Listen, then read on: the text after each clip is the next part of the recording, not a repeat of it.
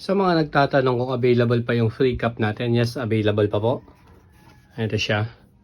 Papakita ko lang sa inyo yung details niya.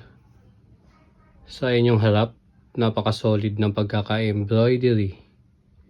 Free, tapos may halo dito na dilaw, then may rose dito. Paikutan natin siya. Ito naman yung likod niya. So yung naka-embroidery dito sa likod, so beautiful, so dangerous, P8. Snapback yan. Tapos papakita ko sa inyo yung loob. Ito naman yung loob niya. Then dito yung etiketa niya, P8 Los Angeles.